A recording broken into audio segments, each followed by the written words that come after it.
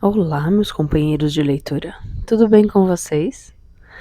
Hoje é quinta-feira, dia de mais um bloco de capítulos de As Brumas de Avalon, livro 1, A Senhora da Magia. Como vocês passaram a semana? Confio que bem.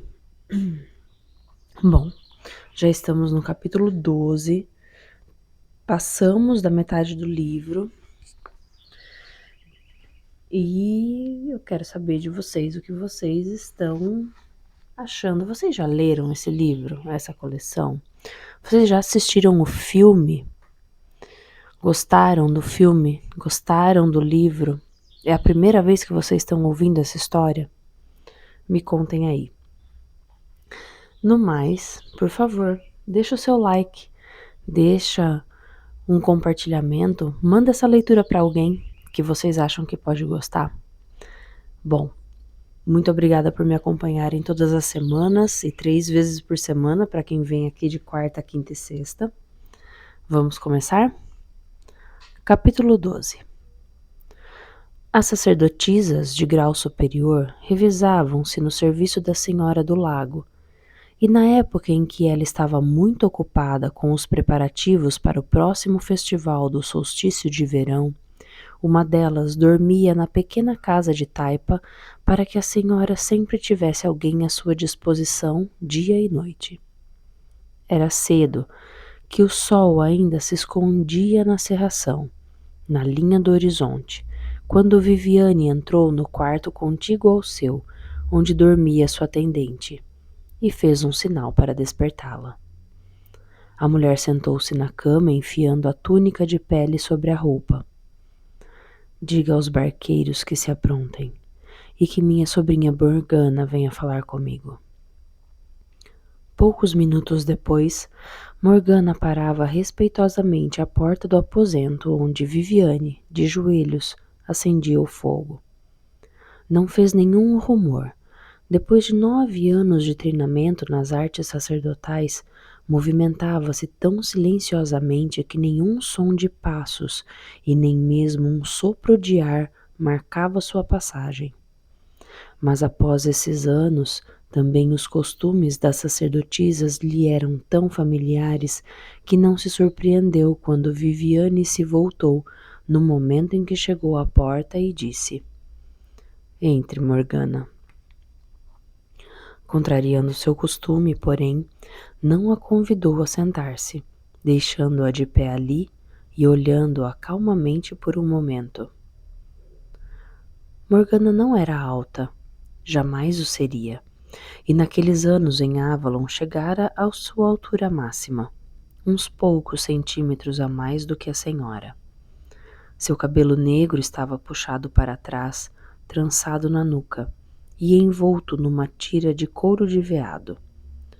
Trajava roupa azul escura com a sobretúnica de pele usada pelas sacerdotisas, e o crescente azul brilhava sombriamente entre suas sobrancelhas. Embora se mantivesse discreta e anônima, havia um brilho em seus olhos que respondia ao olhar frio de Viviane, e a Senhora do Lago sabia por experiência que, por mais frágil e delicada que fosse, quando desejava, sabia criar um encanto à sua volta que a fazia parecer não só alta, mas majestosa. Já começava a aparentar uma idade indefinida, e Viviane sabia que Morgana se conservaria assim mesmo quando os fios brancos surgissem em sua cabeleira negra. Pensou com um sentimento de alívio. Não, ela não é bonita. E depois imaginou que importância isso poderia ter. Sem dúvida, como todas as moças, mesmo uma sacerdotisa dedicada ao serviço perpétuo da deusa, preferiria ser bela, e sentia-se muito infeliz porque ela não o era. Pensou com ligeira contração do lábio.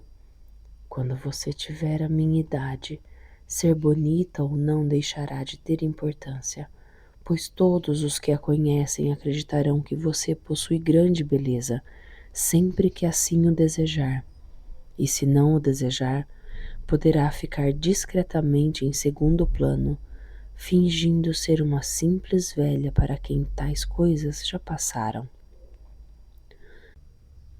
Travara sua batalha havia mais de 20 anos, quando viu Igraine se transformando em mulher, com a beleza morena pela qual Viviane, ainda jovem, teria trocado de bom grado toda sua alma e todo o seu poder.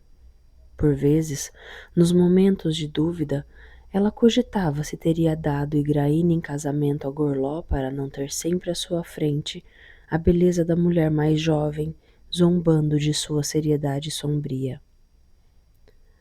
Mas proporcionei-lhe o amor do homem que lhe foi destinado antes que as pedras do círculo da planície de Salisbury tivessem sido colocadas, uma após a outra, pensou.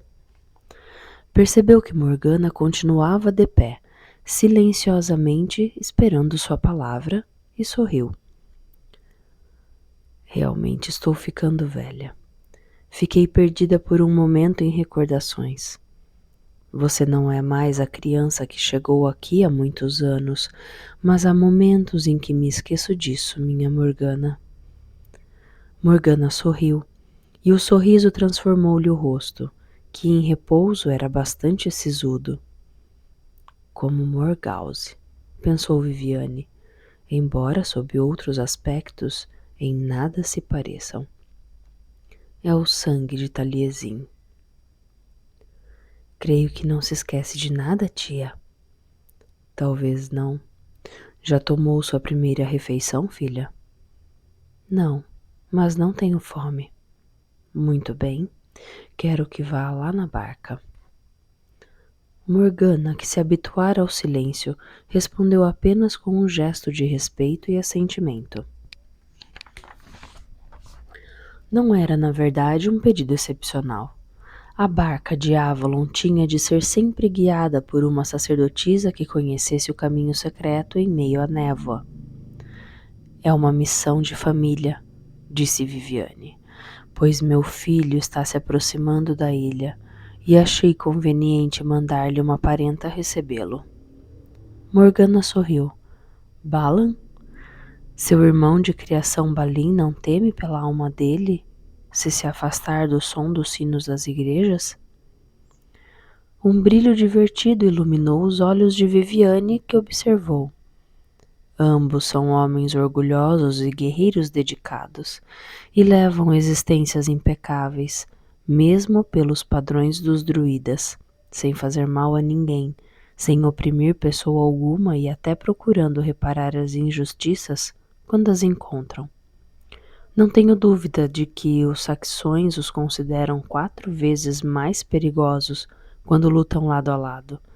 Na verdade, nada temem, a não ser a magia da feiticeira malvada, que é a mãe de um deles. Disse rindo como uma menina, e Morgana riu com ela. Depois, moderando-se, continuou. Bem, não lamento ter mandado Balan para ser criado no mundo exterior. Ele não tinha vocação para druida e teria sido um mau sacerdote.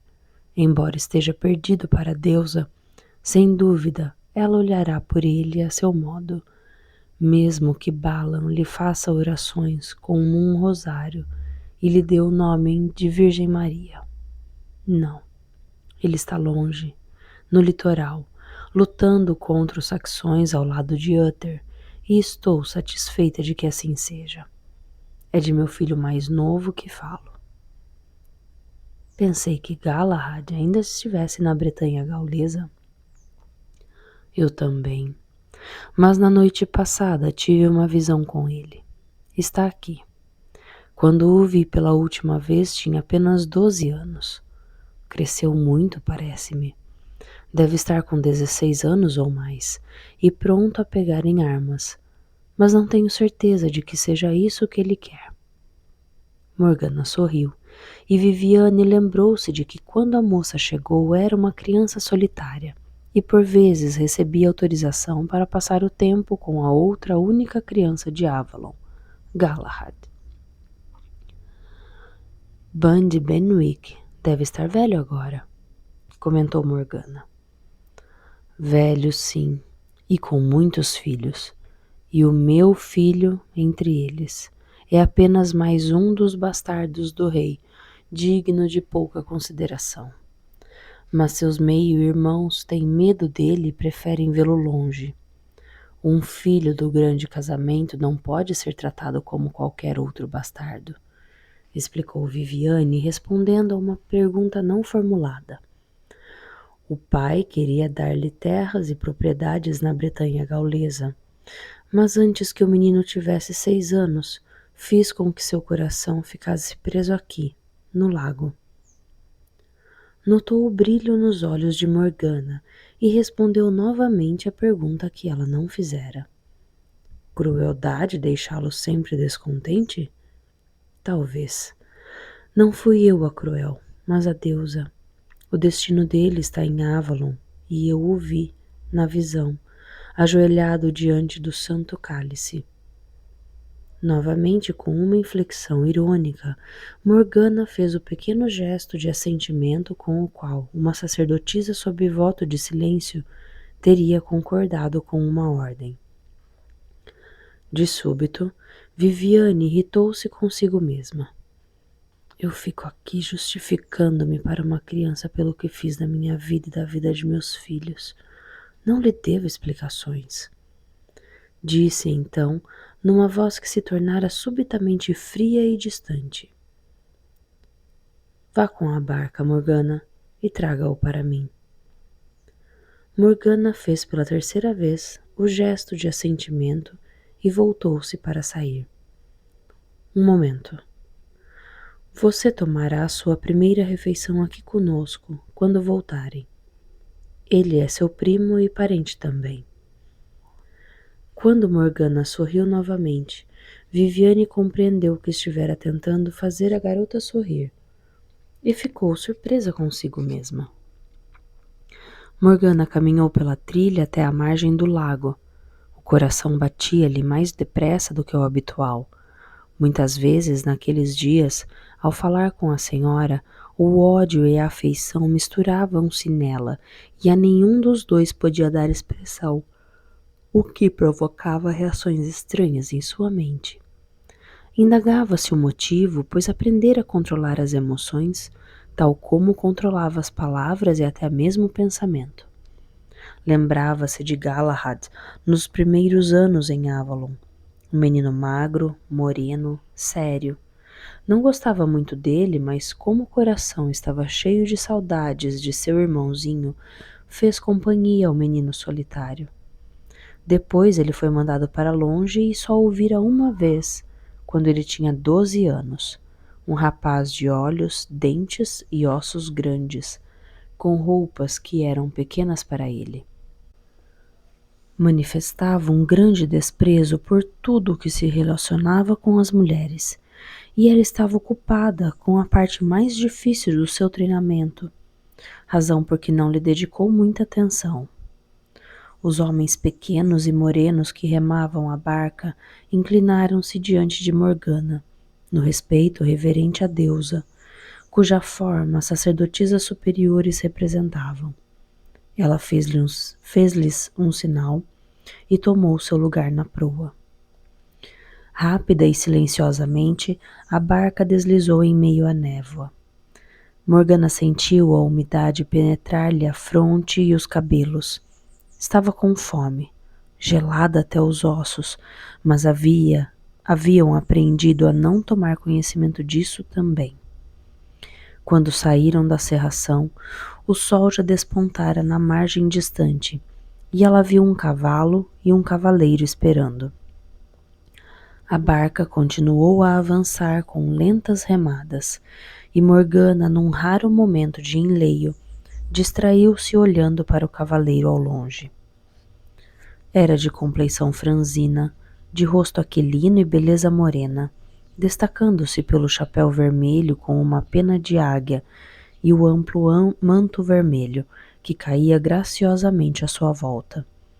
Quando desmontou, a graça natural com que se movimentava, a graça de um dançarino, surpreendeu Morgana. Como fora capaz de desejar ser loura e mais gorda quando uma pessoa morena e esbelta podia exibir tal beleza? Os olhos do rapaz eram escuros também, brilhando com um toque de malícia.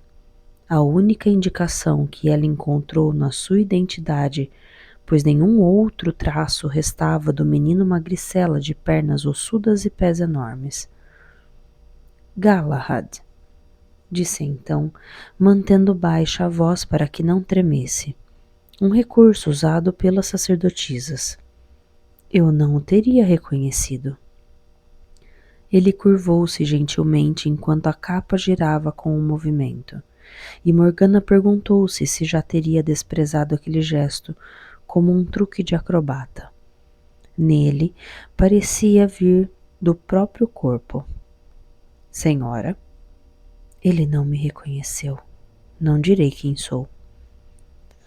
Por que naquele momento se recordou das palavras de Viviane? Sua virgindade é sagrada para a deusa. Conserve-a até que a mãe torne conhecida sua vontade. Surpresa, reconheceu que pela primeira vez na vida olhava para um homem com desejo.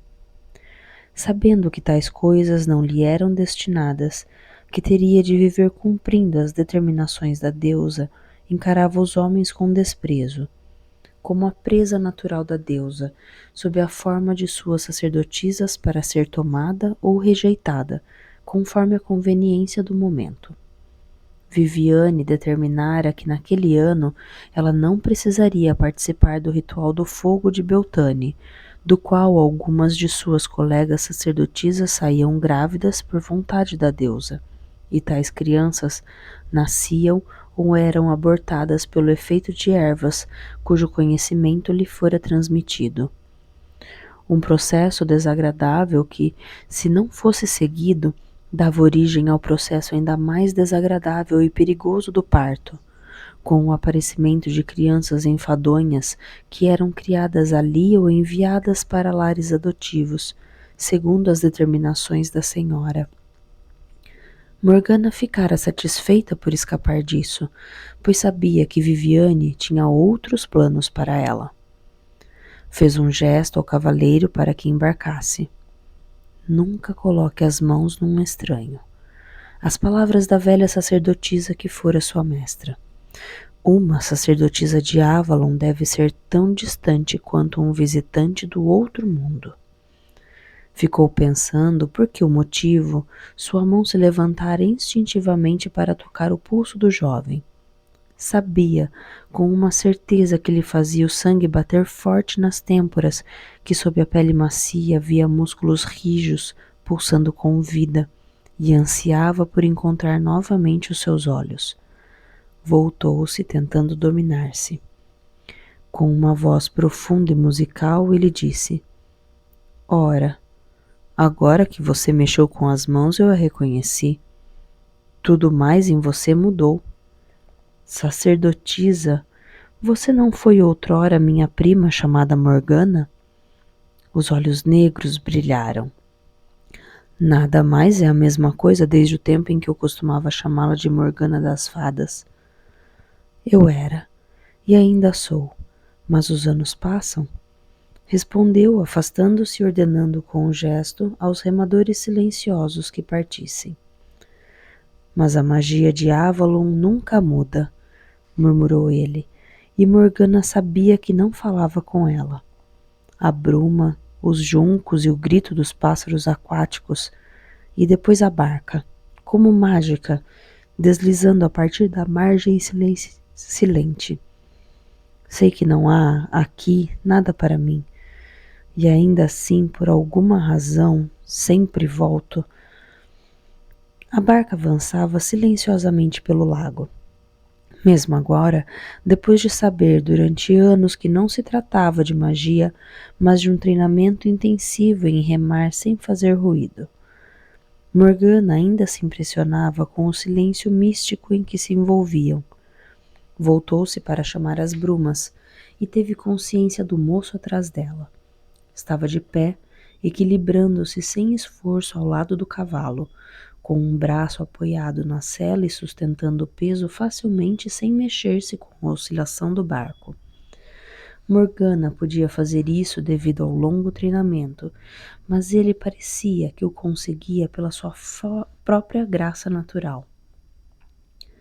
Morgana sentia-lhe os olhos escuros como um calor palpável nas costas.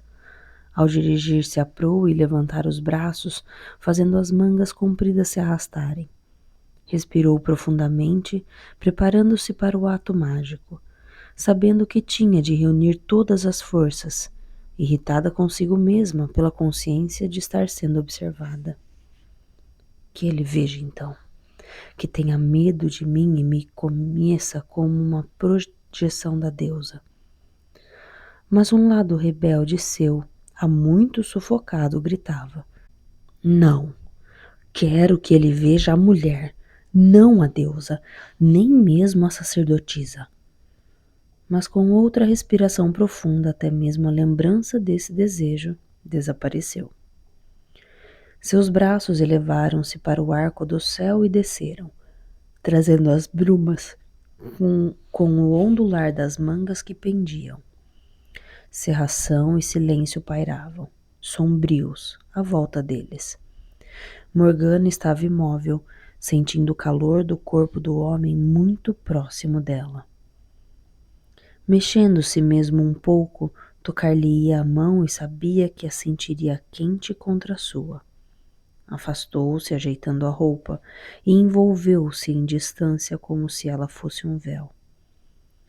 Durante todo o tempo surpreendeu-se consigo mesma, dizendo interiormente que era apenas seu primo, o filho de Viviane, que costumava sentar-se no seu colo quando era pequeno e solitário.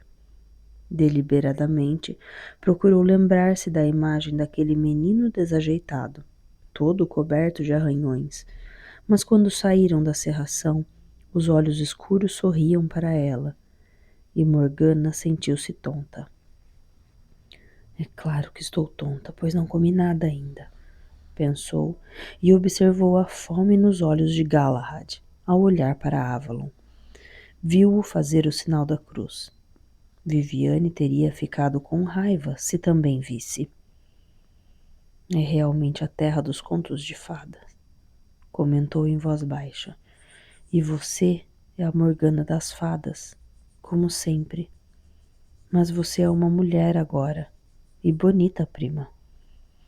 Ela pensou com impaciência. Não sou bonita.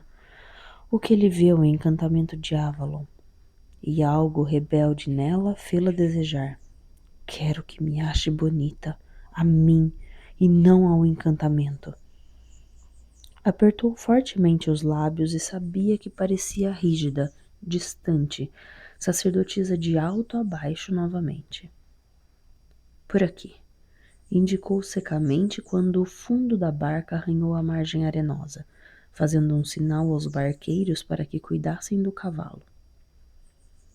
Com a sua licença, senhora, disse o homem, eu mesmo cuidarei dele.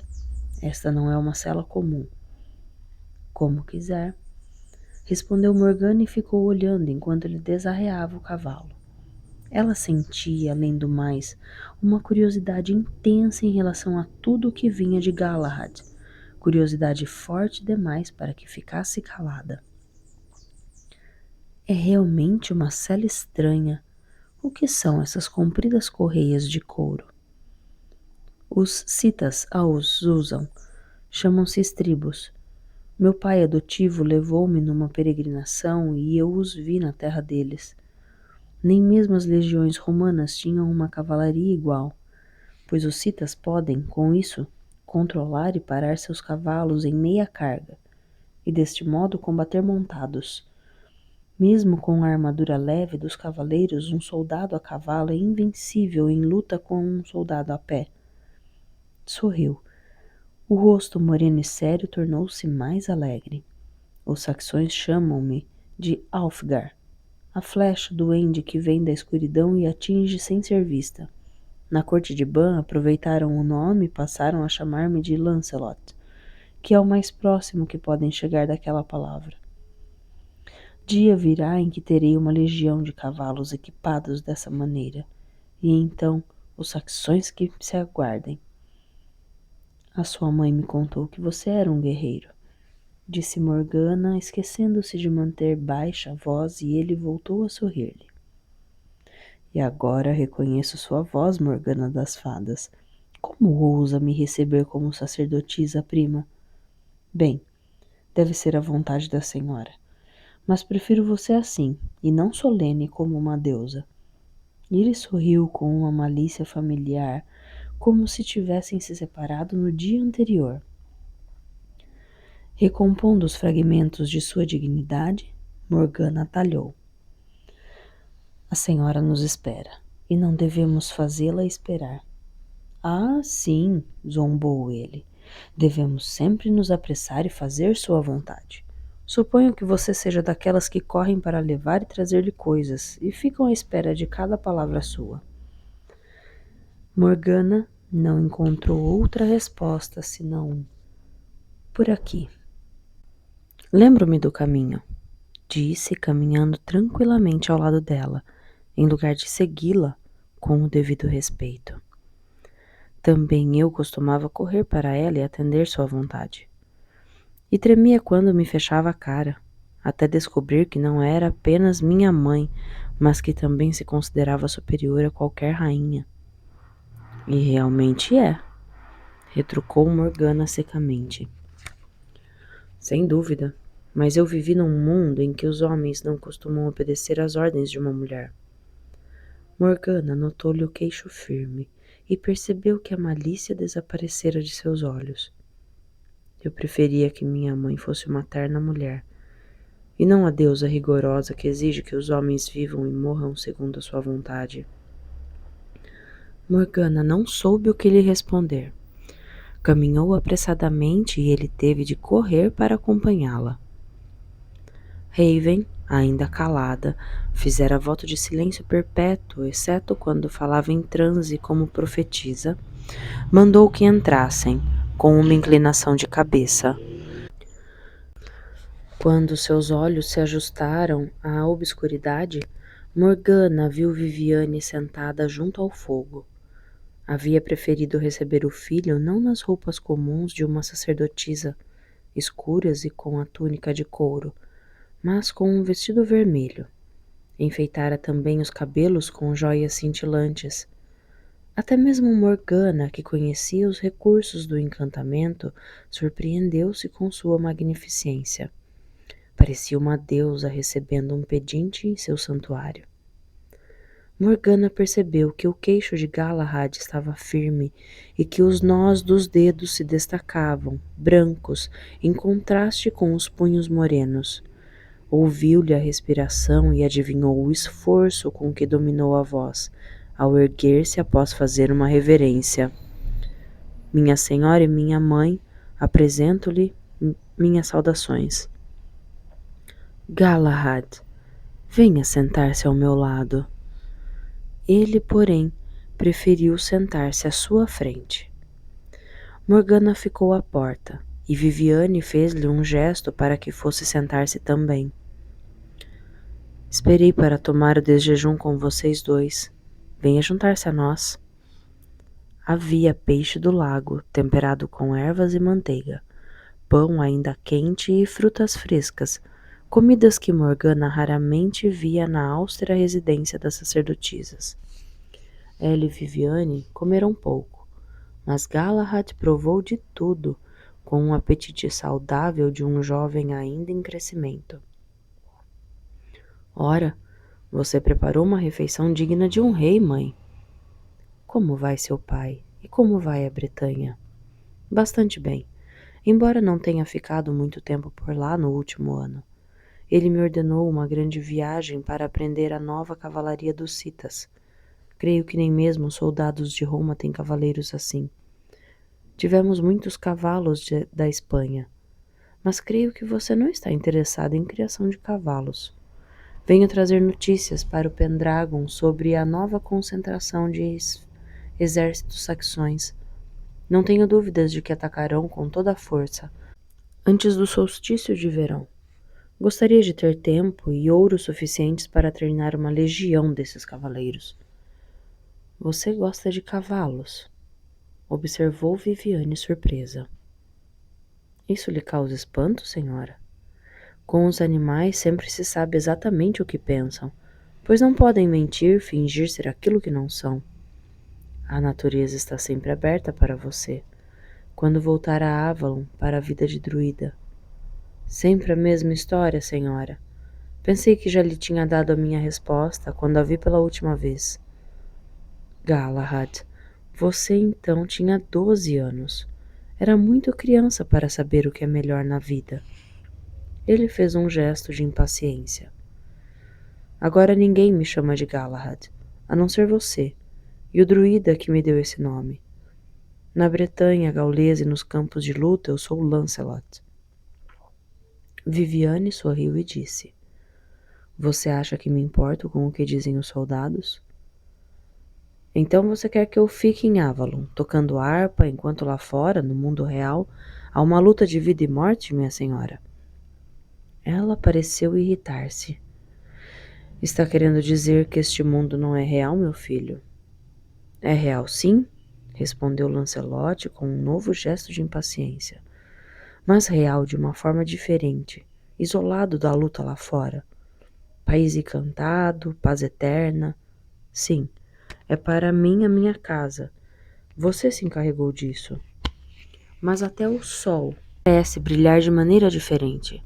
E não é aqui que estão se travando as verdadeiras lutas pela vida. Até Merlin sabe disso. Merlin chegou a ser o que é devido aos anos que passou aprendendo a distinguir o real do irreal. Você deve fazer o mesmo. Já há guerreiros demais no mundo, meu filho. Sua tarefa é ver mais longe do que todos e talvez dirigir as idas e vindas dos guerreiros. Ele sacudiu a cabeça. Não, senhora, não diga mais nada. Esse caminho não é o meu. Você ainda não é bastante adulto para saber o que quer. Você nos dará 7 anos, como deu ao seu pai, para saber se é este o seu caminho na vida? Em 7 anos, espero ver os saxões expulsos de nossas terras e participar dessa campanha. Não tenho tempo para as magias e mistérios dos druidas, senhora, e deles não participaria, mesmo que pudesse.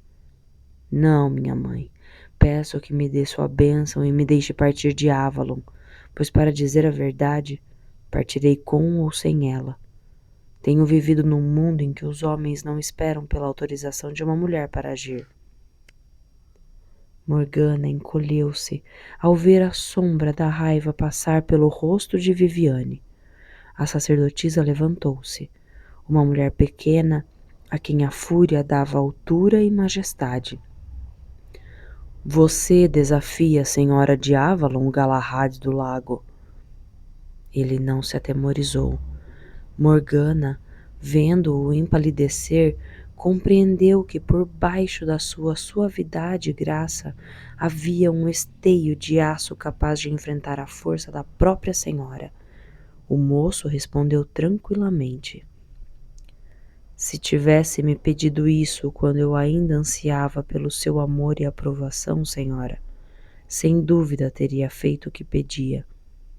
Mas não sou uma criança, minha senhora e mãe. E quanto mais cedo compreender isso, mais depressa estaremos em harmonia e deixaremos de brigar.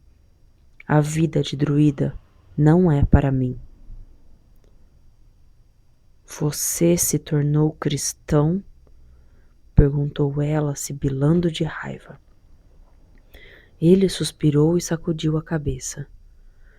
Na verdade, não. Até mesmo esse conforto me é negado. Embora na corte de Ban eu pudesse ser considerado como tal, quando desejava. Não tenho fé em outro Deus que não seja este. E colocou a mão na espada. A senhora do lago deixou-se cair no banco e suspirou. Respirou profundamente, depois sorriu. Pois bem, você é um homem e não há como obrigá-lo. Mas eu gostaria que discutisse isso com Merlin. Morgana, observando sem ser observada, notou o relaxamento da tensão nas mãos do jovem. Pensou: ele acredita que a senhora cedeu. Não a conhece bastante bem para perceber que está com mais raiva ainda. Lancelot era ainda bastante jovem e deixou que o alívio transparecesse em sua voz. Fico-lhe grato por ter compreendido, senhora, e procurarei de boa vontade o conselho de Merlin, se isso lhe agrada. Mas até mesmo os padres cristãos sabem que a vocação para o serviço de Deus é um dom divino, e não alguma coisa que ocorra porque é desejado ou não. Deus, ou os deuses, se quiser, não me chamou, e nem mesmo me deu qualquer prova de que existe. Morgana lembrou-se das palavras ditas por Viviane muitos anos antes. É um fardo pesado demais, e só pode ser carregado de livre vontade. Mas pela primeira vez teve dúvidas.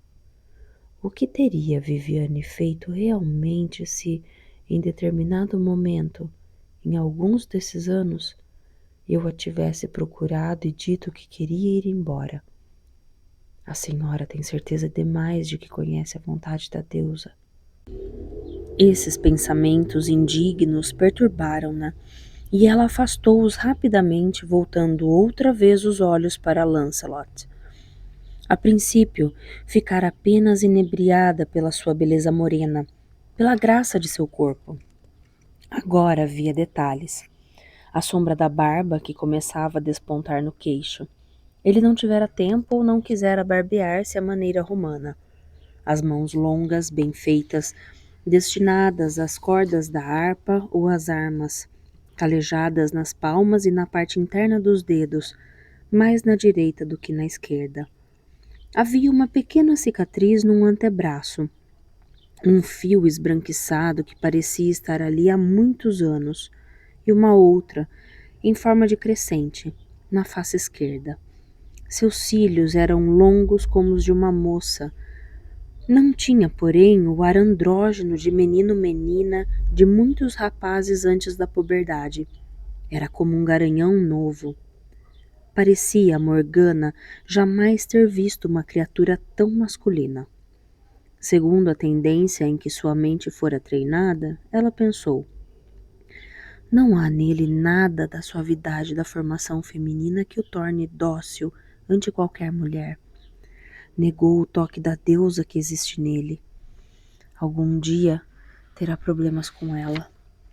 E sua mente voltou a saltar, pensando no dia em que desempenharia o papel de deusa numa das grandes festas.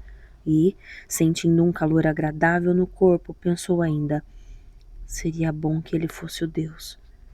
Perdida em seus devaneios, não ouviu o que Lancelot e a senhora diziam, até ser despertada pelo seu nome, pronunciado por Viviane. Voltou como se tivesse estado vagando por algum lugar fora do mundo. Morgana, repetiu a senhora. Meu filho está há muito tempo fora de Avalon. Mostre-lhe a ilha e passe o dia na praia. Se quiser, está liberada por hoje das suas obrigações. Quando vocês eram crianças, lembro-me de que gostavam de caminhar pelas margens do lago. Esta noite, Galahad, você ceará com Merlin e ficará alojado entre os jovens sacerdotes que não fizeram voto de silêncio. E amanhã, se ainda o desejar, partirá com a minha bênção. Ele inclinou-se profundamente e saíram. O sol estava alto e Morgana constatou que perdera a saudação ao astro. Bem, havia recebido autorização da senhora para ausentar-se, e de qualquer modo já não era uma das sacerdotisas mais jovens, para as quais o não comparecimento a tais serviços era passível de punições e provocava sentimento de culpa. Pretendia supervisionar, naquele dia, algumas das mulheres mais jovens no preparo de tintas para os trajes rituais, mas isso poderia esperar mais um ou vários dias. Vou providenciar um pouco de pão para levarmos. Poderemos caçar aves aquáticas se quiser. Você gosta de caça? Ele fez um gesto de assentimento com a cabeça e sorriu. Talvez se eu levar uma ave aquática de presente à minha mãe, ela fique menos irritada comigo. Gostaria de fazer as pazes com ela. Quando fica com raiva, ainda é assustadora. Antigamente eu pensava que quando não estava comigo, ela se despia da sua mortalidade e se transformava na própria deusa. Mas eu não devia falar assim. Vejo que você lhe é muito afeiçoada. Viviane tem sido dedicada a mim como se fosse minha mãe adotiva, respondeu Morgana. E por que não seria? Ela é sua parenta, não? Sua mãe, se me lembro, era a mulher de Gorló da Cornualha e é hoje a esposa do Pendragon, não? Morgana sentiu com um gesto. Tanto tempo havia passado que só se lembrava vagamente de Igraine e por vezes tinha a impressão de ser órfã. Aprendera a viver sem a necessidade de ter outra mãe que não fosse a deusa, e tinha muitas irmãs entre as sacerdotisas, de modo que a mãe carnal não lhe fazia falta. Há muitos anos que não a vejo. Vi a rainha de Uther apenas uma vez, mas à distância. Ela é muito bonita, mas também parece fria e distante. Lancelot riu pouco à vontade. Na corte de meu pai, habituei-me a mulheres que só se interessavam pelas roupas bonitas, joias e os filhos, e se não fossem casadas, também por encontrar um marido. Não conheço muito bem as mulheres, mas sei que você não é como as outras. Parece diferente de todas as que conheci. Morgana sentiu-se corar. Disse em voz baixa, lembrando o fato, a Lancelot. Sou uma sacerdotisa, como sua mãe. Sim, mas é tão diferente dela quanto a noite do dia. Ela é grande, terrível e bela, e só se pode amá-la, adorá-la e temê-la. Mas você me parece ser de carne e osso e ainda real, apesar de todos esses mistérios que a cercam. Veste-se como uma sacerdotisa, parece uma delas, mas quando olho nos seus olhos, vejo uma mulher real, a quem poderia tocar. Ria, mas falava sério. Morgana deu-lhe a mão e sorriu. Ah, sim, eu sou real. Tão real quanto o chão em que piso ou os pássaros naquela árvore. Caminharam juntos até a beira do lago. Morgana levou-o por um caminho que evitava cuidadosamente a trilha processional. Trata-se de um lugar sagrado? Perguntou ele. Será proibido subir o Thor a quem não for sacerdotisa ou druida? Só por ocasião dos grandes festivais é proibido subir. E você pode vir comigo sem receio. Posso andar por onde quiser. Não há ninguém no Thor. Agora, exceto as ovelhas que passam. Gostaria de subir? Sim. Lembro-me de que em criança subi uma vez. Pensei que fosse proibido, por isso tive o cuidado de não deixar ninguém saber para não ser castigado. Lembro da vista lá do alto. Será tão formidável quanto me pareceu quando era pequeno? Podemos subir pelo caminho da procissão se quiser. Não é muito íngreme, porque vai dando voltas ao morro, embora seja mais longo. Não, eu gostaria de subir em linha reta, mas... Hesitou. Será demasiado longo e íngreme para uma moça? Em minhas caçadas já subi a lugares mais íngremes, mas você conseguirá com as suas saias compridas? Ela riu e disse-lhe que já subira muitas vezes. E quanto às saias, estou acostumada com elas. Mas se me atrapalharem, não hesitarei em prendê-las acima dos joelhos.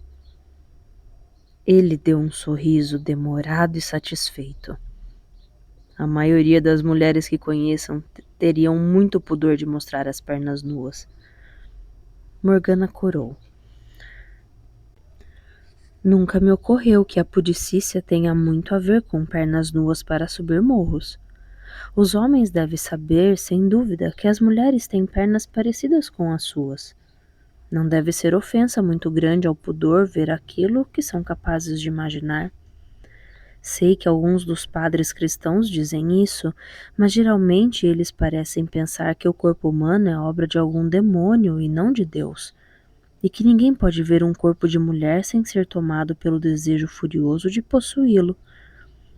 Lancelot afastou os olhos dela, e Morgana compreendeu que, sob a sua aparência desenvolta, era ainda tímido, o que lhe agradou. Juntos começaram a subida, e a moça, que era forte e estava habituada a correr e a andar, impôs um ritmo de marcha que o surpreendeu, e que depois dos primeiros momentos teve dificuldade em acompanhar. Mas ao menos na metade da subida, Morgana parou, e foi uma grande satisfação vê-lo ofegante enquanto ela continuava a respirar facilmente. Atou as pregas da saia em torno da cintura, deixando apenas uma anágua leve sobre os joelhos, e continuou a subir, a parte mais íngreme e rochosa da encosta. Nunca antes tivera a menor hesitação em desnudar as pernas, mas agora, sabendo que ele as olhava, não podia deixar de lembrar-se de que eram bem feitas e fortes, e tampouco conseguia deixar de pensar se, afinal de contas, ele realmente não a consideraria impúdica. Alcançou o topo do morro e sentou-se à sombra das pedras que formavam um anel. 1 minuto depois, ele apareceu e atirou-se ao chão, mal podendo respirar. Quando conseguiu falar novamente, admitiu: "Acho que ando demais a cavalo.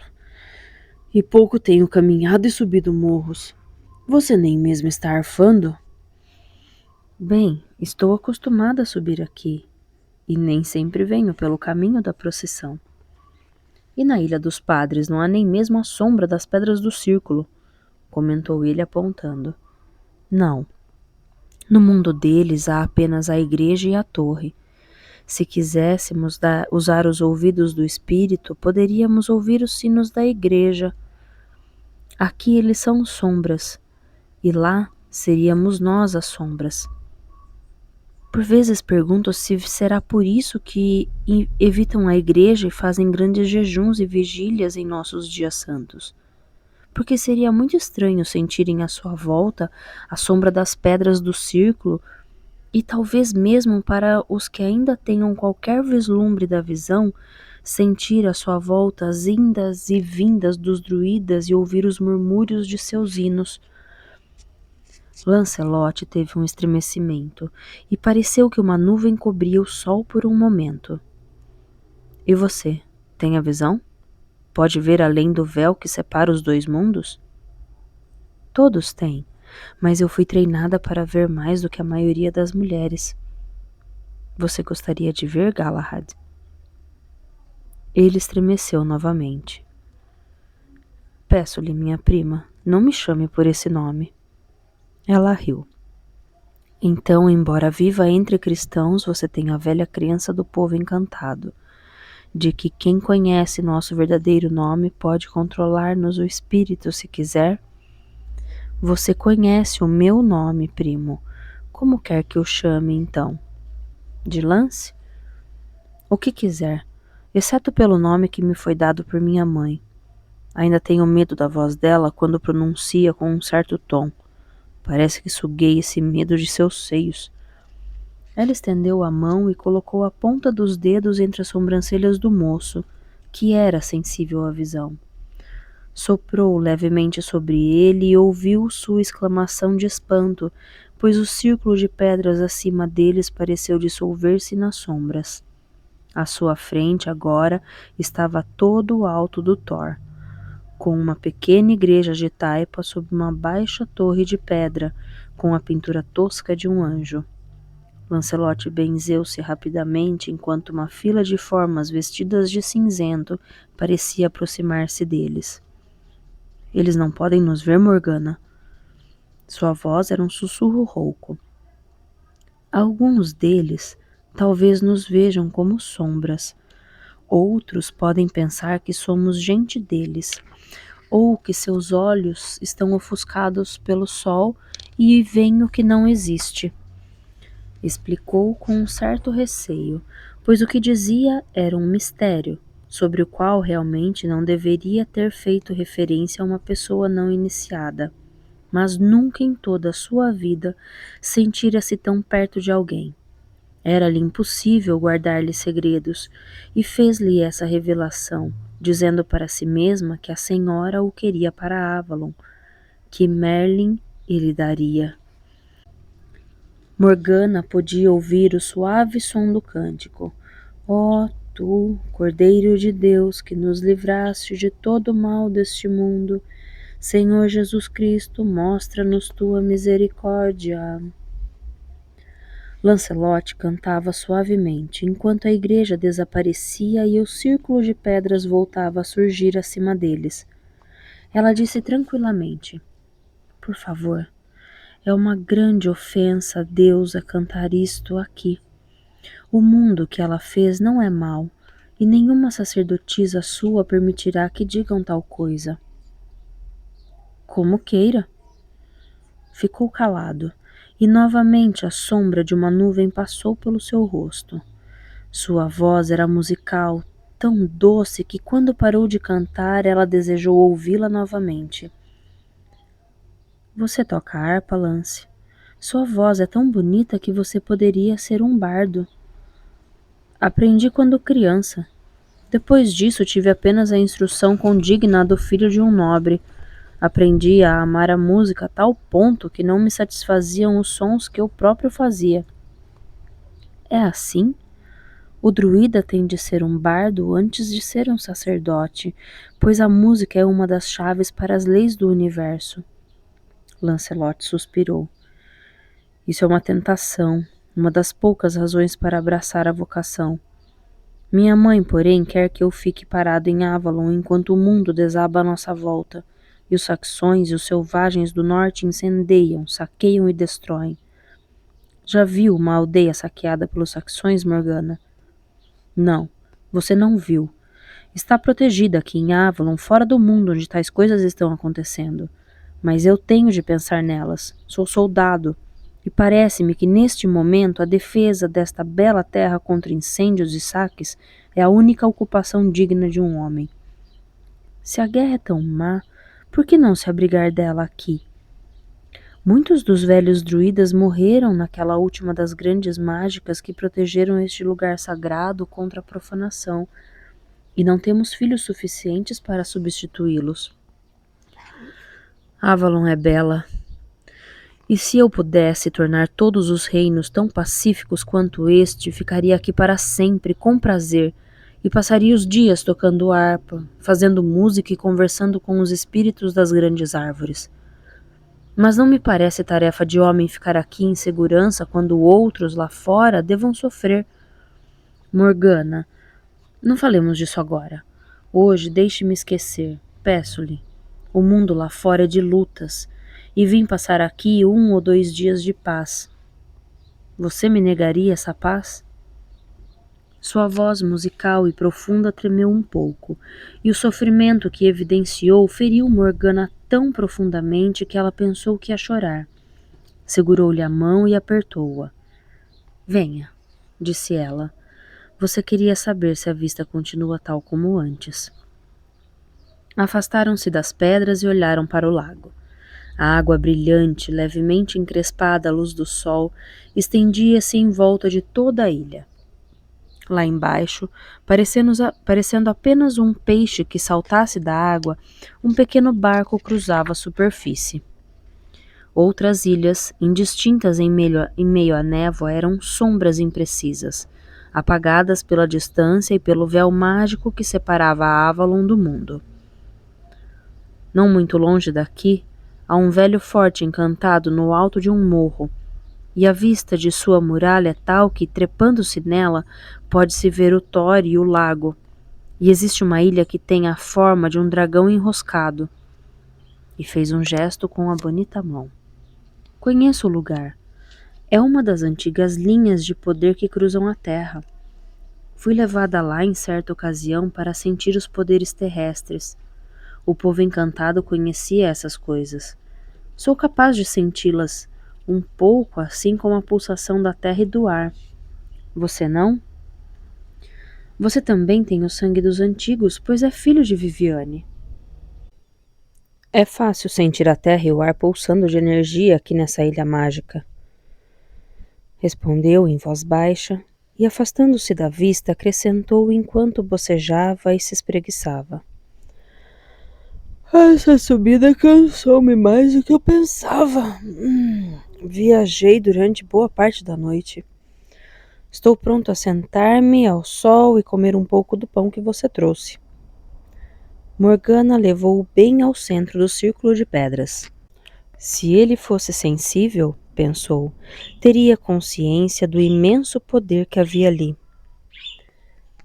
Deite-se na terra e ela lhe transmitirá sua força, aconselhou ela, entregando-lhe um pedaço de pão, que untara generosamente com manteiga e mel. Comeram devagar, lambuzando os dedos de mel. Lancelot segurou-lhe a mão e, brincando, lambeu-lhe o mel dos dedos.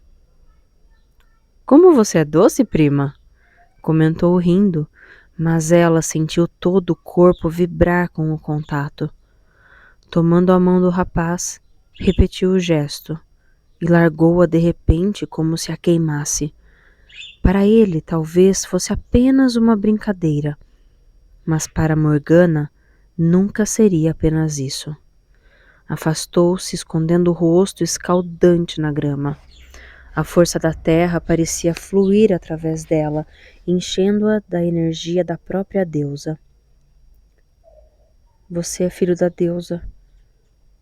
Não sabe nada dos seus mistérios? Muito pouco, embora meu pai tenha me contado como fui gerado. Sou filho do grande casamento entre o rei e a terra. Por isso, creio, ele achou que eu devia ser fiel à terra da Bretanha gaulesa, que é pai e mãe para mim. Estive no grande centro dos velhos mistérios, a grande avenida das pedras, em Karnak, onde estava outrora o antigo templo. É um lugar de poder como este. Posso sentir o poder aqui. Você é como a deusa deste lugar. No culto antigo, sei que os homens e mulheres juntavam-se sob seu poder, embora os padres quisessem proibi-lo, como também sei que gostariam de derrubar todas as pedras antigas como esta acima de nós, e as outras, as grandes, de Karnak. Já derrubaram parte delas, mas a tarefa é muito árdua. A deusa não deixará, protestou Morgana simplesmente. Talvez, respondeu o moço, estendendo a mão para tocar o crescente azul na testa de Morgana. Foi aqui que você me tocou quando me fez ver o outro mundo. Isso tem alguma relação com a visão, Morgana, ou é outro dos seus mistérios dos quais não se pode falar? Bem, então não farei perguntas, mas sinto como se tivesse sido levado a um dos velhos fortes encantados, onde, segundo dizem, 100 anos podem transcorrer numa noite. Nem tanto assim. Embora seja verdade que o tempo corre ali de uma forma diferente, mas alguns dos bardos, segundo ouvi, ainda podem ir e vir do país dos duendes.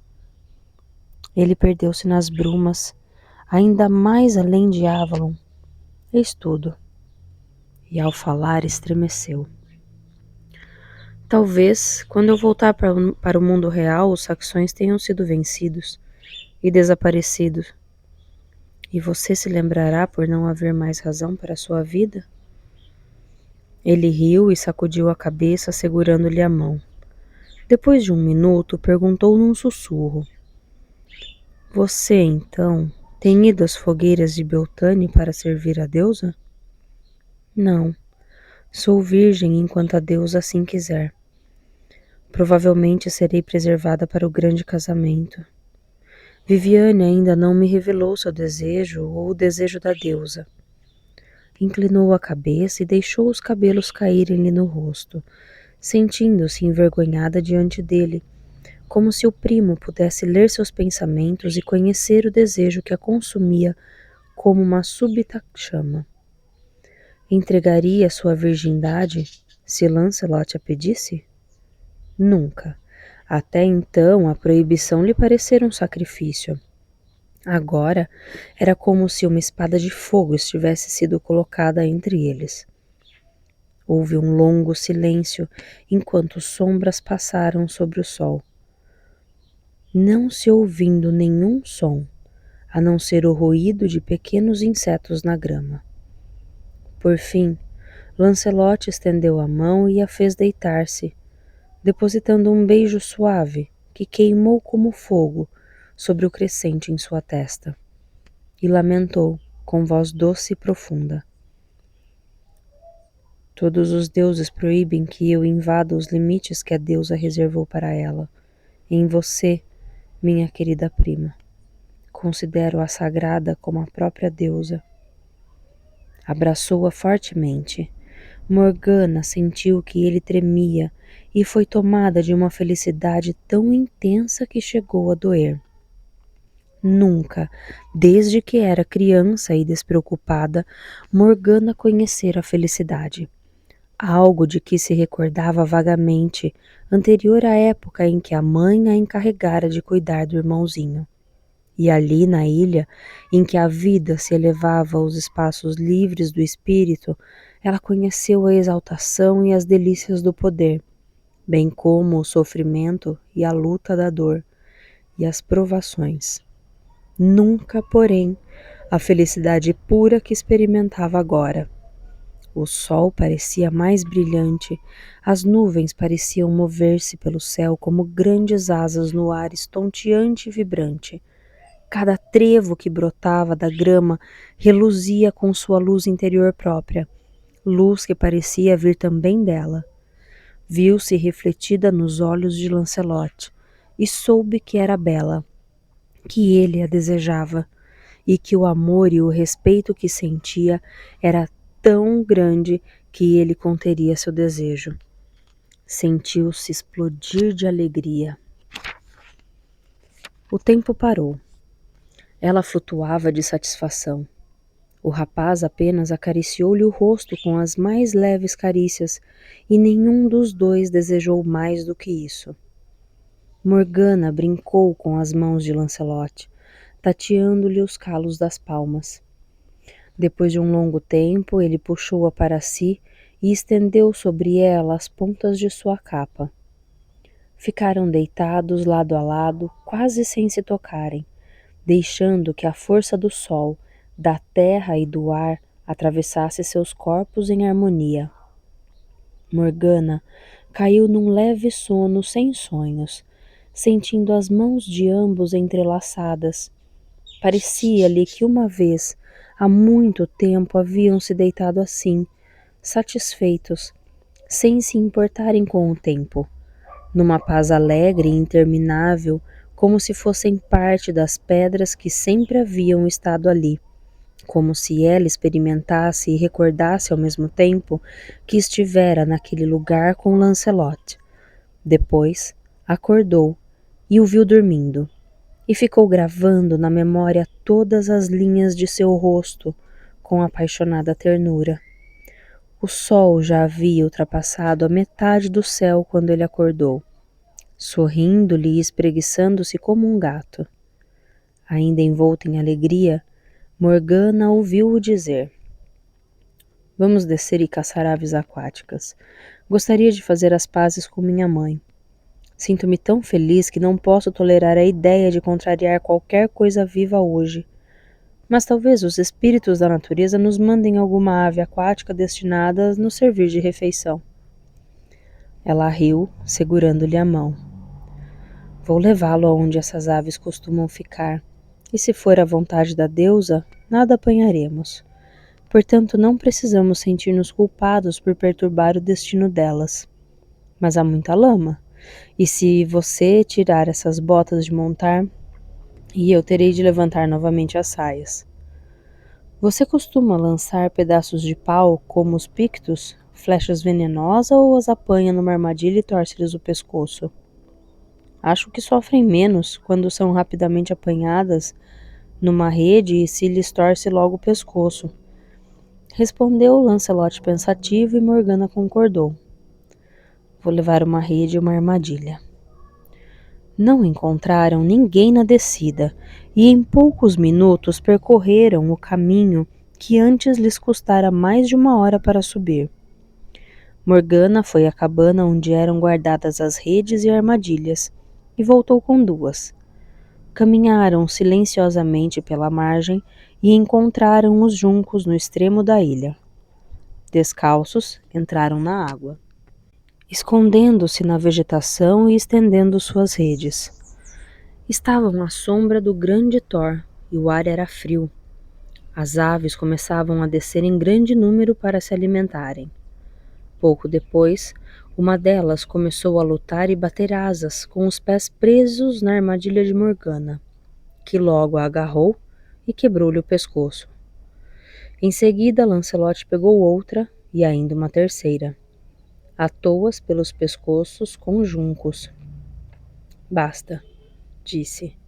É um bom esporte, mas num dia como este prefiro não matar nada desnecessariamente.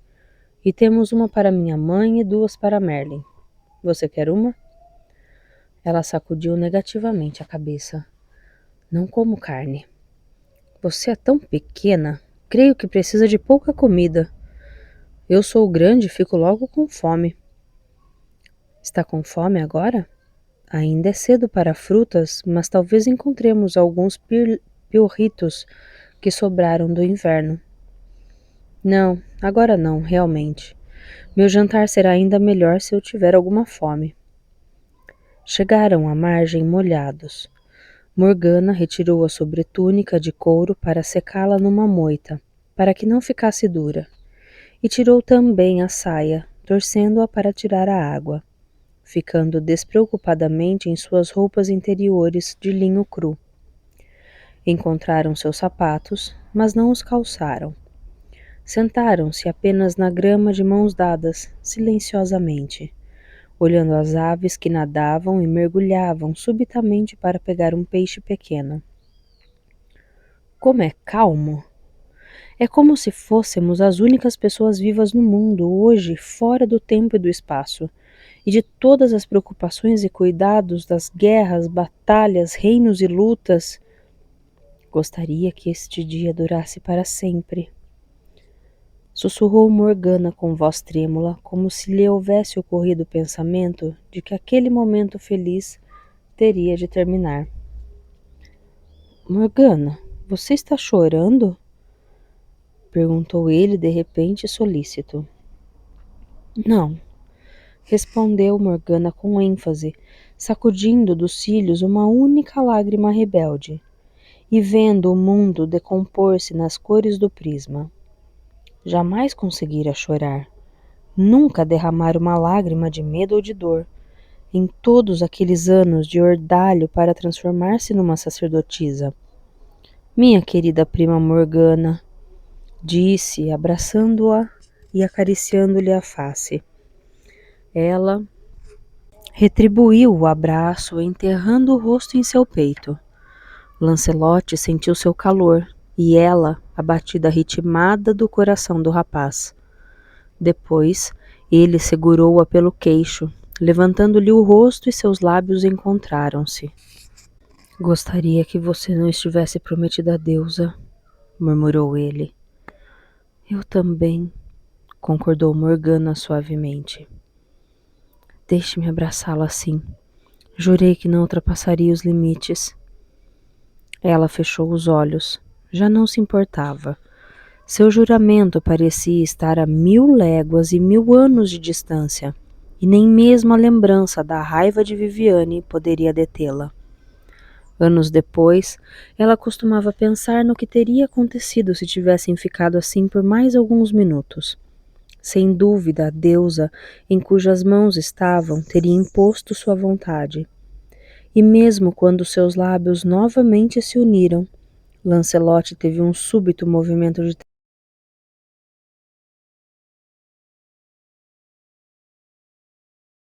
e sentou-se. Morgana, o que é isso? Não ouço nada.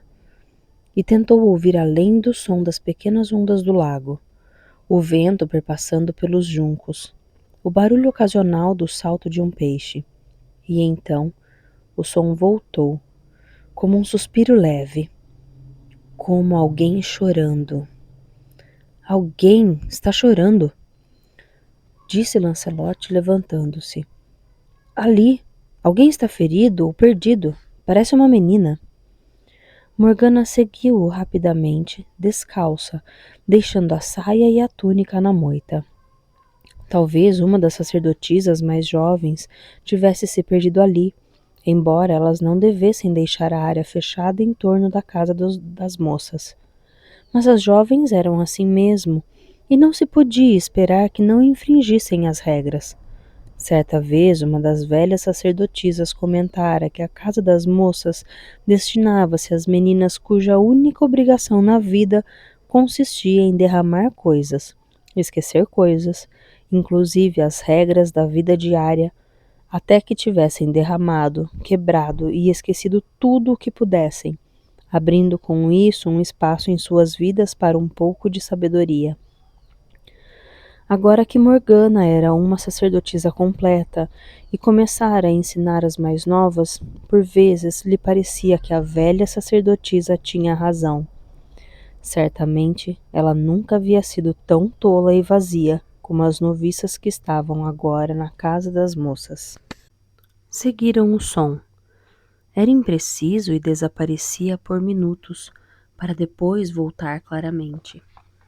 A névoa começava a vir do lago em camadas espessas, e Morgana não estava muito certa se tratava da cerração comum resultante da umidade do crepúsculo que se aproximava, ou se era o véu de névoa exterior que cercava o reino mágico.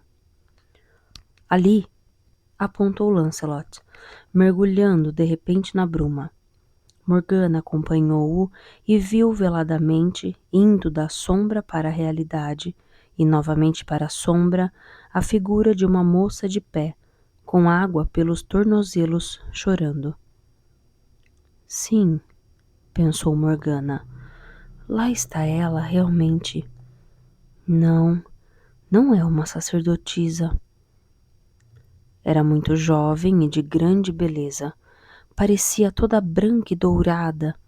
Tinha a pele clara como marfim e levemente rosada, os olhos de um azul muito claro, e o cabelo longo e claro brilhava através da névoa como ouro vivo. Vestia uma roupa branca que tentava, sem êxito, manter acima da água, e as lágrimas pareciam cair de seus olhos sem provocar qualquer deformação no rosto, de modo que, chorando, parecia ainda mais bonita. O que aconteceu, filha? Você está perdida? Perguntou Morgana. A moça olhou-os fixamente enquanto se aproximava e murmurou: Quem são vocês? Não pensei que alguém pudesse me ouvir aqui. Chamei as irmãs, mas nenhuma delas me escutou. E então a terra começou a mover-se, e o que era sólido se transformou de súbito, e eu me vi aqui de pé na água, com os juncos todos à minha volta, e tive medo. Que lugar é este? Nunca o vi antes. E já estou no convento há quase um ano. E fez o sinal da cruz. Morgana compreendeu logo o que acontecera. O véu esgarçara-se, como ocorria ocasionalmente nos lugares onde se concentrava grande poder. E, de certa forma, a moça tinha sensibilidade suficiente para notá-lo. Isso acontecia por vezes, como uma visão momentânea, de modo que alguém podia ver o outro mundo como uma sombra, ou uma rápida visão. Penetrar nele era raro.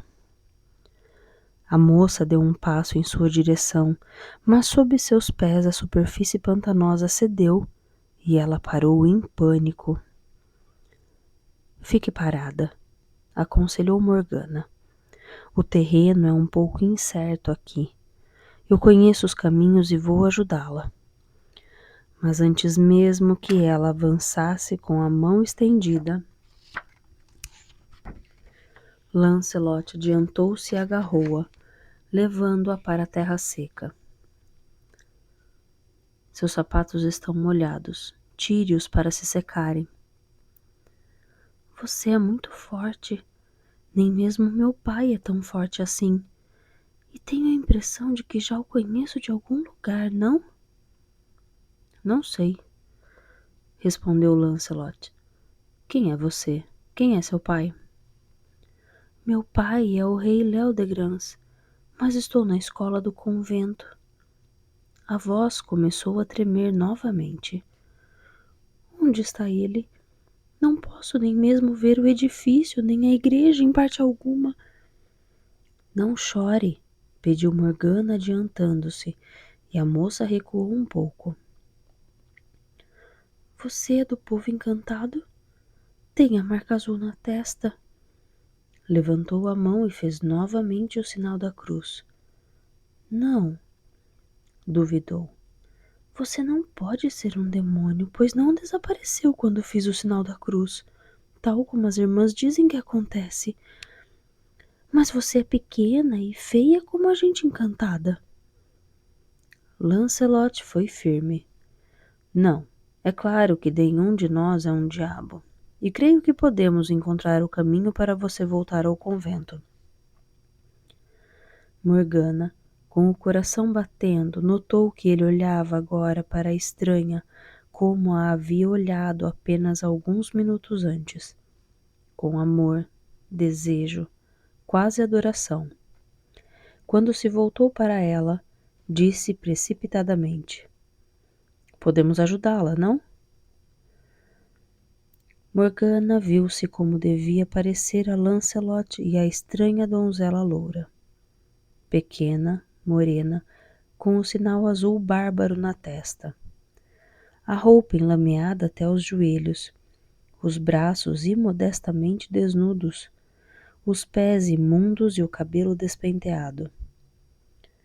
Pequena e feia como a gente encantada, Morgana das fadas. Assim a haviam chamado desde a infância. Sentiu uma onda de raiva contra si mesma e de desprezo pelo seu corpo pequeno e moreno, seus membros seminus, a túnica enlameada. Arrancou a saia de cima da moita e vestiu-a, subitamente consciente de que estava com as pernas à mostra, e colocou sobre ela a túnica suja. Por um momento, quando Lancelot a olhou, pensou que também ele devia considerá-la feia, bárbara e estranha. Aquela criatura delicada e dourada pertencia ao verdadeiro mundo dele. Lancelot tomou delicadamente a mão da estranha, com reverência respeitosa. Venha, podemos mostrar-lhe o caminho de volta. Sim, eu lhe mostrarei o caminho. Siga-me e fique perto, porque o terreno é traiçoeiro e você pode afundar e levar muito tempo para sair. Por um furioso momento, desejou levá-los para o pântano que não podia ser atravessado. Podia fazê-lo, conhecia o caminho. Levá-los e deixá-los ali, para que se afogassem ou perambulassem para sempre entre a névoa. Qual é o seu nome? Perguntou Lancelot. Meu nome é Gwynnefer, respondeu. E Morgana ouviu murmurar. Que belo nome! Combina com a dona dele. Morgana sentiu uma onda de raiva tão imensa que julgou que fosse desmaiar. Sentiu que guardaria esse ódio até a morte e naquele momento de agitação desejou não estar viva. Todo o colorido do dia desapareceu na névoa, no Pantanal e nos juncos tristes e toda sua felicidade se foi com ele. Venha, eu lhe mostrarei o caminho. Ao voltar-se, ouviu-os rir juntos atrás dela e ficou imaginando em meio à onda sombria de raiva se estariam rindo dela. Ouviu a voz infantil de Gwynnefer dizer: Mas você não pertence a esse lugar horrível, não? Você não se parece com o povo das fadas. Não é pequeno nem feio. Não, pensou Morgana. Ele era belo e ela, pequena e feia. As palavras penetraram queimando seu coração. Esqueceu-se de que se parecia com Viviane e que para ela, Viviane era bela. Ouviu Lancelot dizer: Não, não. Eu gostaria muito de voltar com você. Gostaria mesmo, mas prometi jantar essa noite com um parente, e minha mãe já está bastante aborrecida comigo. Não quero deixar meu velho parente aborrecido também, mas não pertenço a Avalon. E um minuto depois, não, ela é, bem, uma prima de minha mãe, ou algo parecido.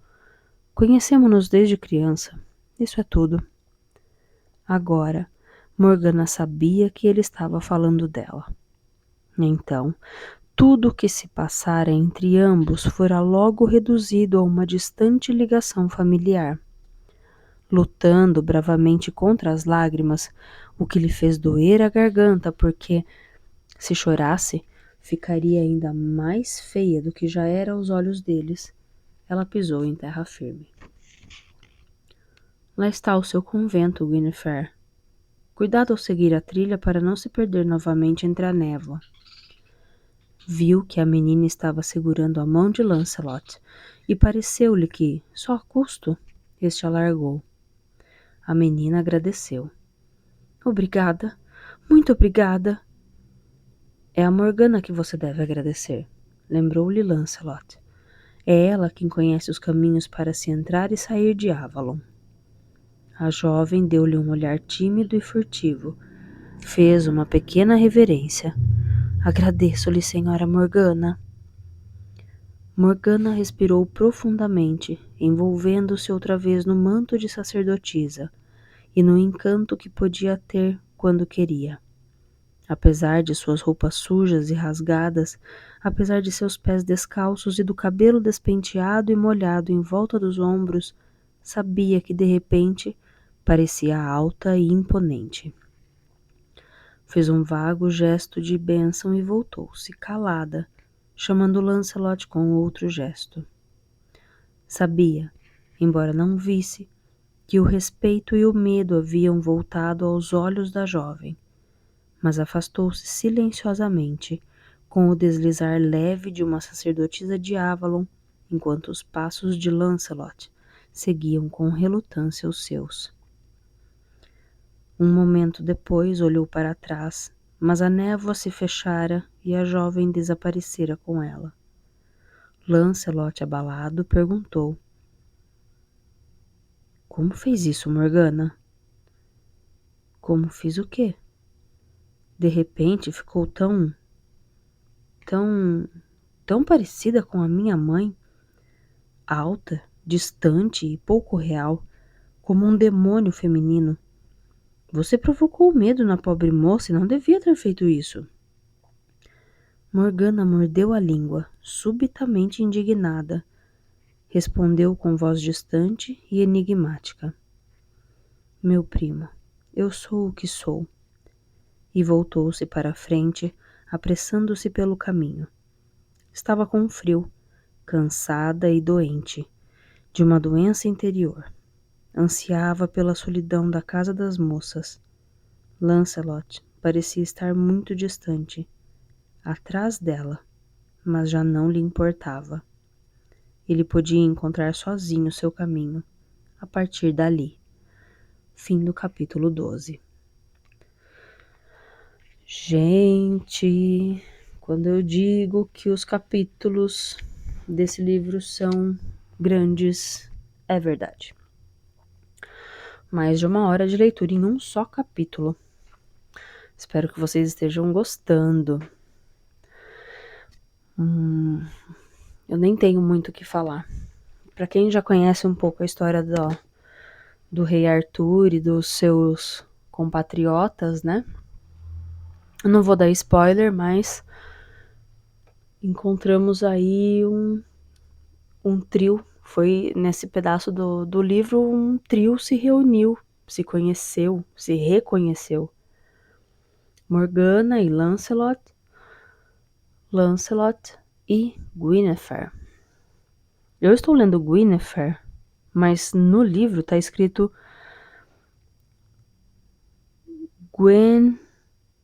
Guinevere. É difícil, eu não consigo falar. Mas vou continuar lendo como Guinevere, tá? Que é o nome que eu reconheço. Bom, No mais, muito obrigada pela companhia de vocês até aqui. Deixa o seu joinha aí na gravação, por favor. Comenta alguma coisa pra mim. Compartilhe o vídeo com alguém que você gosta. Ou compartilhe o vídeo com qualquer pessoa que você acha que vai gostar. Um grande beijo pra vocês. Amanhã tem Dewey. Estamos chegando no final do livro, hein?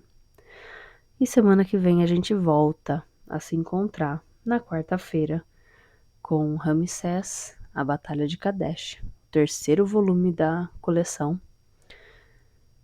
E de novo na quinta, com as Brumas de Avalon.